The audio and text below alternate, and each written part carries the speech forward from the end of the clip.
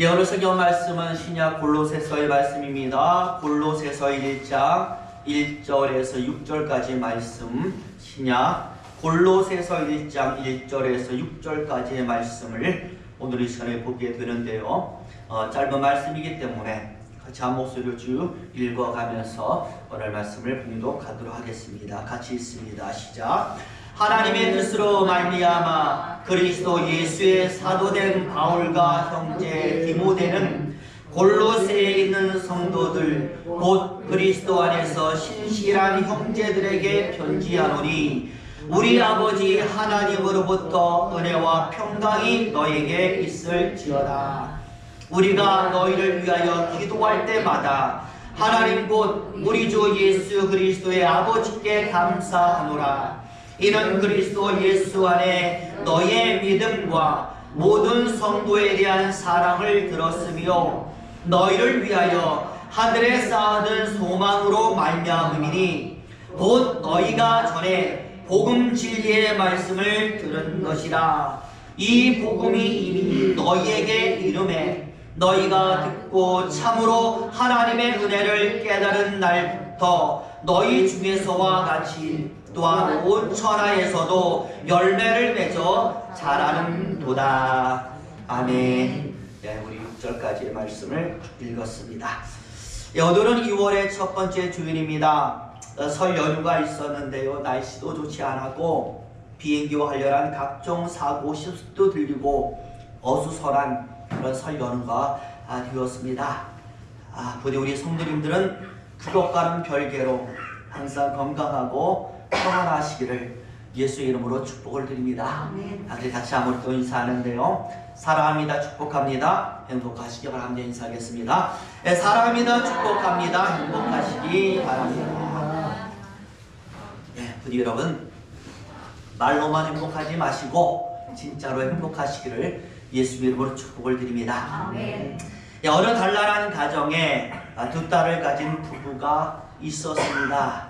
너무나 사랑스러운 딸들이었고요. 부모님에 대한 존경과 사랑이 가득한 아이들이었습니다. 그 중에서 이 막내딸이 참 아버지를 좋아해요. 그것도 아버지가 식탁에서 가족들을 위해서 기도해주는 그 순간을 제일 좋아하고, 그래서 기도해주는 이 아버지의 모습을 존경하는 것입니다. 마음 먹기도 내가 꼭 컸어. 내 아이들에게도 저렇게 나의 아버지처럼 기도해 줘야겠다 라고 생각할 정도로 아버지의 기도하는 모습을 좋아했던 것이죠. 그러던 어느 날 이 가족들이 전부 다 오랜만에 외식을 나갔는데요. 이 좋은 식당에서 맛있는 음식을 다 같이 먹는 거예요. 식당에 손님들이 굉장히 많았거든요. 막내딸은 그날도 밥을 먹어야 되니까 아버지의 식사 기도를 기다리면서 조용히 눈을 감았습니다. 그런데 눈을 감고 아무리 기다려도 기도 소리가 들려오지 않는 것이죠. 순간 너무나 이상했어요. 그래서 궁금해서 잠시 눈을 딱 떠서 바라보는데 웬걸 식구들이 전부 식사를 하고 있는 것 아니겠습니까? 배신감을 느꼈어요. 그래서 항의하는 거죠. 아빠, 오늘 왜 식사 기도 안 해요? 질문이 끝나기 전에 언니가 핀잔을 주면서 이야기했는데요. 얘는 식당에서 이렇게 사람이 많은데 창피하게 어떻게 기도를 하니? 그냥 빨리 밥이나 먹어. 아빠도 얘기해요. 이런 사람들이 많은 식당에서는 사람들에게 신뢰가 되지 않게 조용히 각자 마음속으로 기도하고 식사를 하는 것이 더 좋단다. 그러자 이 막내딸이요, 잠시 생각하더니 고개를 갸우뚱하면서 다시 묻는 것이죠. 아빠, 그럼 식당에는 하나님이 안 계셔요? 여러분, 그렇습니다. 물론 어떤 기도의 방법을 통해서도 하나님은 응답하시고 역사하시며 들어주십니다. 각자 기도한다고 하나님 안 들어주시겠어요? 그리고 대표 기도한다고 하나님 안 들어주시겠습니까? 모든 기도를 하나님은 다 들어주십니다. 하지만 신앙인의 생활과 관련해서는 뭔가를 우리에게 다시 한번 생각하게 만들어주는 예화인 것은 확실한 것 같습니다. 솔직히 저도 그렇지만 많은 목사님들이 신앙인의 온전한 생활이다라고 하면 신앙을 습관화하는 것이 가장 좋다라는 말씀을 많이 하십니다. 신앙과 관련한 삶을 몸에 배게 하는 것. 예를 들어서 믿지 않는 사람과는 다른 예배의 생활을 나의 몸에 담는 겁니다. 기도의 생활을 몸에 담는 것입니다. 사랑을 베풀고 의를 실행하고 자비를 행하고 서로 돕는 생활을 몸에 담는 것. 바로 이것이 우리 신앙을 온전하게 만드는 지름길이 되지 않겠습니까? 오늘 우리가 골로새 교회를 향한 바울의 편지를 읽었는데요. 내용을 읽어보니까 마찬가지라고 저는 생각을 해요. 믿음을 가진 사람으로서의 신앙생활, 너희가 예수를 믿는다라고 하는데 그 믿음 가지고 과연 세상을 어떻게 살아갈 것인가, 이 부분에 관한 이야기를 바울은 골로새서를 통하여 그렇게 계속해서 우리에게 이야기하는 겁니다. 그래서 이 골로새서를 시작하는 첫 부분에서는 두 가지를 이야기를 합니다. 어떻게 사느냐? 은혜로 살고 믿음과 소망과 사랑으로 살자. 은혜가 하나의 정의이고 믿음과 소망과 사랑이 또 하나의 정의로 소개를 합니다. 무엇으로 살아야 하는가라고 할 때에 위로부터 주어지는 하나님의 은혜, 그 은혜로 삽시다라고 말을 하는 것이고, 어떻게 살아야 합니까? 라고 할 때는 믿음으로 소망을 가지고 사랑하며 살아야 합니다라고 이야기하는 것이죠. 무엇을 가지고 어떻게 살아야 하는가? 하나님의 은혜를 가지고 믿음과 소망과 사랑으로 살자.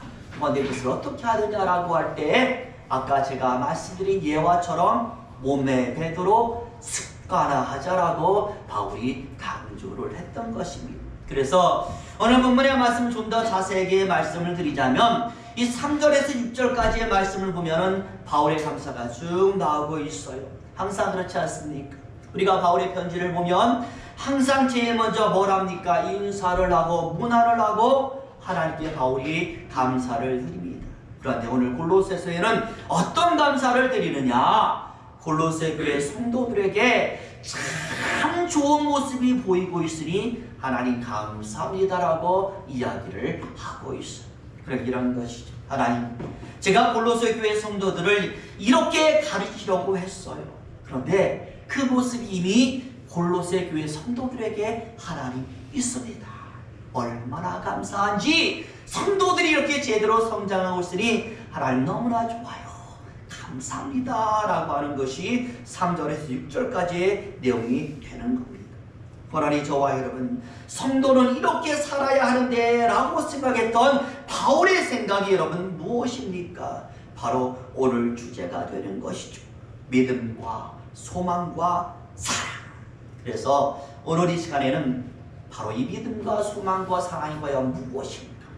오늘 골로새 교회 성도들에게 보인 그 믿음과 소망과 사랑은 무엇인가 하는 말씀, 여러분 다 아시겠지만 우리 정리하는 의미에서 다시 한번 살펴보는 시간을 가지도록 하겠습니다. 왜냐하면요, 제가 많은 성도님과 대화하면서 믿음이 무엇입니까? 사랑이 무엇입니까? 소망이 무엇입니까? 라고 물어보면 알고는 있는데 대답을 잘 못해요. 머릿속에 뭐가 안 돼요? 정리가 잘 안 되는 것이죠. 그래서 오늘 이 시간에는 여러분이 누가 물어도 믿음이 무엇이냐, 소망이 무엇이냐, 사랑이 무엇이냐를 잘 대답할 수 있도록 정리해 주는 시간을 한번 가져볼 텐데요. 먼저 믿음. 여러분, 우리가 믿음 하면은요, 너무 추상적으로 생각해서 우리가 어렵다라고 생각을 해요. 그런데 이런 믿음은 그렇게 어려운 것이 아닙니다. 누가 믿음이 무엇입니까? 라고 여러분이 물어본다라면 여러분 항상 이것부터 생각하세요. 믿음에는 항상 뭐가 존재해요? 대상이 존재합니다. 무엇을 믿으며 누구를 믿는가? 여러분에게도 대상이 있지 않습니까? 누구일까요? 하나님인 줄로 믿습니다. 바로 하나님을 믿고 그분이 보내신 예수님을 믿으며 그 예수께서 하신 모든 일을 믿는 것, 이게 무엇입니까? 믿음이 되는 거예요. 이게 믿음을 물어보면 뭘 생각해요? 대상을 생각. 하나님을 믿고 예수를 믿고 그분이 하신 모든 것을 믿는 것. 그러니 그 예수께서 하신 모든 일, 그분이 하신 말씀, 그분이 이루신 구원, 그분이 이루신 기적 등요, 이게 다 뭐라고요? 사실이구나라는 것을 믿는 것이 바로 믿음이에요. 그리고 그분이 한 모든 것이 나에게도 임한다라고 믿는 것이 바로 믿음입니다. 그대로 그것들이 나에게도 이루어집니다. 바로 이 믿음으로 내가 세상을 사는 것. 오늘 바울이 말하는 성도인 우리에게 필요한 첫 번째 덕목이라고 말씀을 하는 것이죠. 그러니 저와 여러분, 누군가 믿음에 대해서 물어보면 누구를 생각하라고요? 대상을 생각하자. 답이 딱 나옵니다.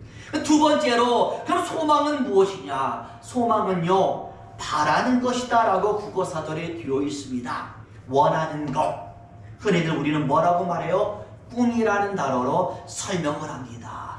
꿈이 바로 소망이에요. 내가 하고 싶은 것, 내가 되고 싶은 것, 내가 가지고 싶은 것, 그 모든 것을 다 통틀어서 우리는 소망이라는 두 글자로 얘기를 하는 겁니다. 중요한 것은 우리는 성도이기 때문에, 그렇다면 성도는 무엇을 바라고 무엇을 원하고 어떤 꿈을 가져야 하는가? 이게 바로 성경에서 말하는 소망 아니겠습니까? 그게 바로 본문 5절에 나옵니다. 우리 5절 말씀 한번 보여주세요. 소망이 뭔지가 나와 있습니다. 5절 같이 있습니다. 시작. 너희를 위하여 하늘에 쌓아둔 소망으로 말미암으니 곧 너희가 전에 복음 진리의 말씀을 들은 것이라. 여기 앞에 나오죠. 하늘에 뭘 쌓아뒀다고요? 소망을 쌓아뒀다. 일명 하늘 소망, 하늘 소망을 가져라 라고 말씀을 합니다. 특히 여러분 원어로 보니까 이 부분이 이렇게 되어 있었습니다. 디아텐 엘피다 덴 아포케메넨 휘 엔토이스 우라노이스. 하늘 가운데서 너에게 쌓여져 있는 소망 때문에 하늘에 우리를 향한 소망이 지금 딱 쌓여져 있다라는 것입니다. 하늘에 우리가 품은 꿈이 쌓여져 있다라는 것입니다. 여러분 왜 그렇겠어요? 기도라는 거예요. 우리가 드리는 기도가 무엇입니까? 소망이라고 얘기하는 것이죠. 내게 꿈이 있습니다. 소망이 있습니다. 그 꿈을 위해서 내가 매일같이 뭐 했다고요? 기도했다라는 거예요. 하나님, 나 이거 필요해요. 하나님 이렇게 해주세요. 나 이렇게 되고 싶어요. 이렇게 살 수 있도록 도와주옵소서라고 우리가 맨날 기도하지 않습니까? 왜? 이것을 이루어 주실 분이 누구밖에 없어? 하나님밖에 없다라는 것을 알기 때문에 뭔가 원하는 것이 있고 바라는 것이 있으면 우리는 다 하나님을 향하여 기도를 하고 있어요. 오늘 바울은 이런 모든 우리의 기도가 어디에 쌓여져 있어?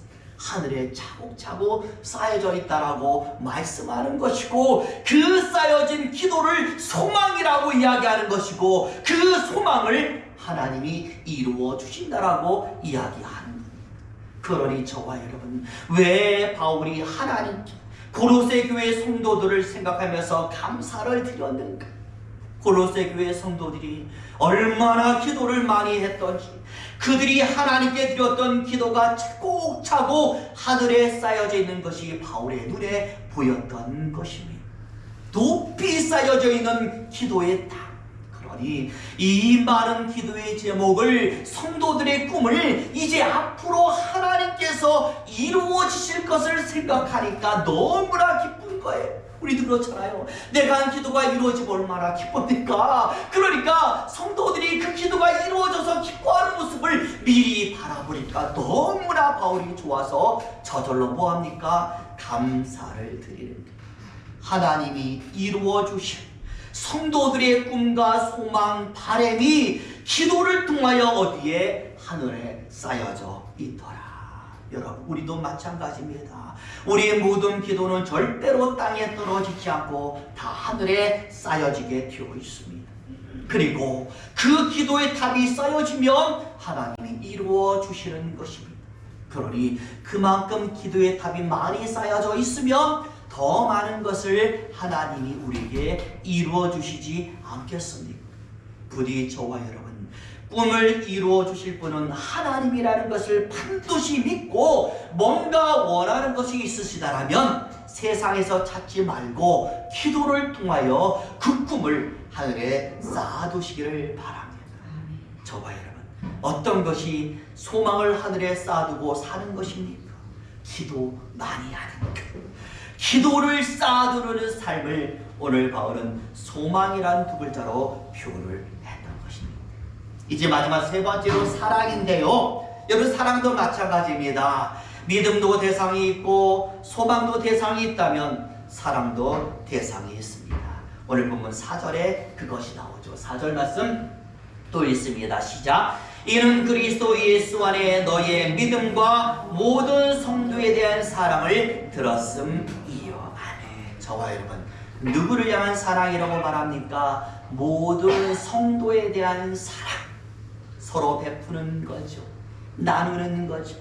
양보하고 희생하고 관심을 두고 성도 서로를 돌아보고 살피는 삶, 그것을 오늘 바울은 사랑이라고 표현을 하고 있습니다. 그러니 하나님을 향해서는 믿음과 소망을 가지고 성도를 향해서는 사랑을 가지자. 그런 다음에 마지막으로 5절에 아주 중요합니다. 아까 우리 5절 읽었으니까 5절 말씀만 보여주세요. 거기 보면 마지막 부분에 뭐라고 되어 있어요? 곧 너희가 전에 복음 진리의 말씀을 들은 것이다 라고 말씀을 하고 있어요. 그 6절을 보면 복음이 이미 너에게 이름에 라면서 또 복음이 나오고, 또 같은 6절에 보면 하나님의 은혜를 깨달은 날부터 라고 말하면서 은혜가 나와 있어요. 믿음과 소망과 사랑을 말하면서 복음과 은혜를 바울이 말씀을 하고 있습니다.